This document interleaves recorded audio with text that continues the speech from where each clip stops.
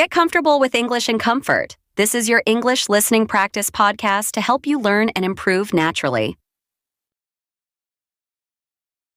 Do you ever feel like you're too busy to practice English? Or maybe you try to study, but it just feels overwhelming? Like it seems too much that you don't even know where to start. Life is busy, work, school, family, and finding time to practice or sitting down with a textbook for hours isn't realistic and can feel impossible. But we believe learning English shouldn't feel like a chore. It should fit into your day, like one of your daily habits.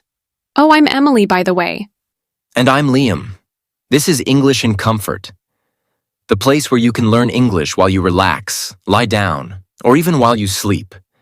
No pressure, no stress, just natural English and interesting topics. And today, we want to share 5 simple daily habits that blend into your life so smoothly, you'll barely notice you're learning, but your English will grow and improve. So get comfortable and let's start with the first habit. You know what I've realized? The best way to actually practice English daily is to attach it to something you already do every single day, like brushing your teeth, making coffee, or walking to work. True. If you link English to something, it stops feeling like a chore. Let's say you always make coffee in the morning. So you can play a short English podcast while it brews and while you drink it. 5 minutes, no effort, just habit. Or if you are cooking while you are preparing the food, practice speaking. Maybe talk about your day, your plan, or even talk about what you are cooking and act like you are in cooking show. That would be fun, actually. The point is, you're not adding something new to your day. You're just using what you already do to practice. You don't need hours. Just 2 minutes while you wait for the microwave or 10 words while you walk to the bus stop. But do it every day. So the rule is, pick a habit you won't skip, then sneak English into it. So what's our next daily habit? Well, next up is a simple game that actually works. I call it the one-question game. Every day, you answer just one random question in English, and that's it. I like this. Because most people freeze up trying to make perfect sentences. But here, it's just talk. No pressure. You can even answer silly questions. Especially silly ones.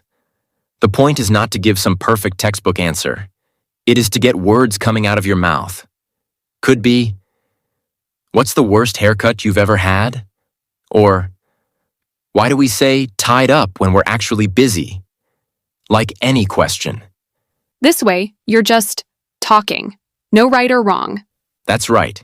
You can practice this with someone who is learning English too, or with a friend, or even with yourself. Let's try it, Liam. Okay. Here's a random question. What's something normal that you find weirdly satisfying?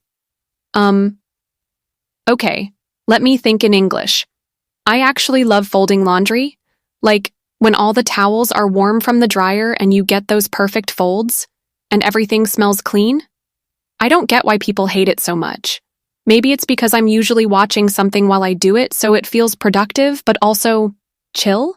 Like I'm organizing my life, but also getting to sit down. See? That's exactly it. You started with one thought and just kept going in English. No stopping to translate. No worrying about mistakes. Just words coming out. If you can't find questions, search random questions on Google, pick one every day, and answer it. You can also get questions from conversation starters online, or make up your own. The weirder, the better. For example, if animals could talk, which would be the rudest? I would love to see you answered, so tell us in the comments.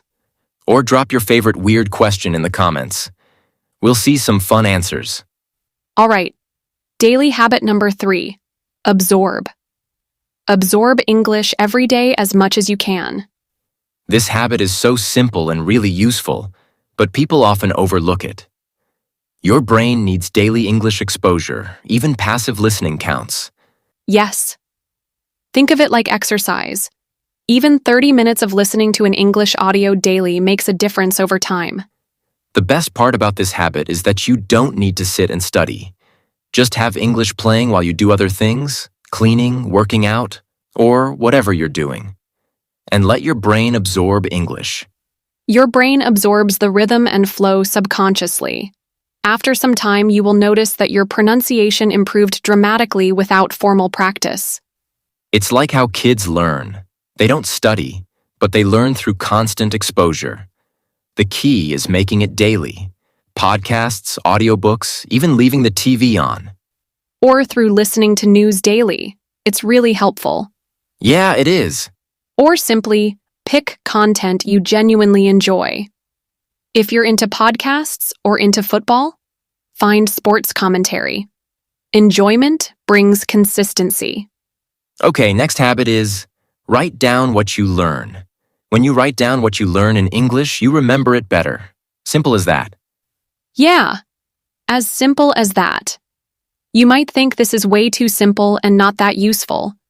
But believe me, it is one of the most useful habits you can practice daily to improve your English. And you don't need fancy notebooks or perfect grammar. Just jotting down new words or phrases helps memorize them. Even writing a word 3 times makes a difference. Here's how you do it. Whenever you hear an interesting phrase during the day, maybe in a show or conversation, quickly type it in your phone notes. Then later, write it properly in your notebook. Keep all your notes in one place. After a month, flip back. You'll be shocked how much you've collected without even realizing, but also how much you have improved. I should mention that using the Notes app in your phone is fine too. But there is something about writing in a notebook with your hand with a pen that just makes your brain memorize better. Isn't it true? It is true. Handwriting definitely works better than typing for memory. Speaking of memory, this brings us to our 5th and last habit you can do daily to improve your English, which is using flashcards. Oh, right. Flashcards are great. If you don't know what these are, they're just small cards with words or phrases on them, usually with the translation or meaning on the back. And they're gold for memory. You can buy them in sets, like kitchen vocabulary or travel phrases, or make your own. Or there are apps for that as well. You can just look for flashcards to learn English, and you will find plenty. The key is keeping them simple and reviewing them daily. No need to overwhelm yourself, though. Just pick 3 to 5 cards a day and test yourself. What does whisk mean? Let's see. Oh, that kitchen tool for beating eggs. And here's why they work. Your brain remembers better when you recall information, not just read it. So the act of taking a card, flipping the card, and checking forces your memory to engage and learn better. Here's a small tip. Mix them up. For example, don't just review kitchen words every time. Shuffle them, like mix them with business, travel, work. So your brain has to work a little harder. That's when real learning happens. Also, if you are making your own flashcards, add example sentences. Don't just write whisk. Write, she used a whisk to mix the eggs. Now you're learning how to use the word, not just what it means. That's right. Make or buy flashcards that have full sentences examples, and not just single words. It's always better to learn this way. So there you go. 5 simple habits to sneak English into your daily life without it feeling like work. Attach it to routines, play the one-question game, absorb English passively, write things down, and use flashcards.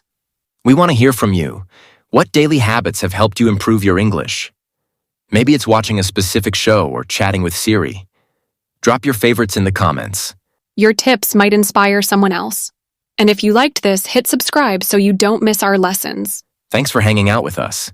Now go make English part of your day. And remember, no stress, just progress. Take care, everyone. Time to go over some new words and phrases before we finish. Overwhelming, meaning too much to handle or difficult to deal with. Example, learning a new language can feel overwhelming at first, but it gets easier with practice. Blend into, meaning to mix or fit in smoothly. Example, over time, new words will blend into your speech naturally. Chore, meaning a task that feels like hard work, often boring or repetitive. Example, for some people, studying grammar feels like a chore. Sneak, meaning to move or do something quietly and unnoticed.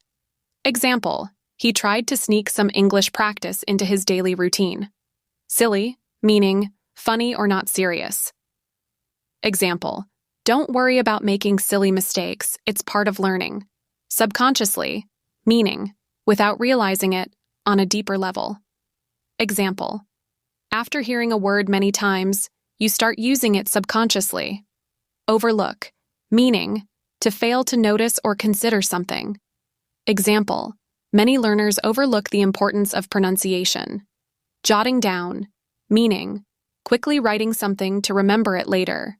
Example, I recommend jotting down new words you hear in conversations.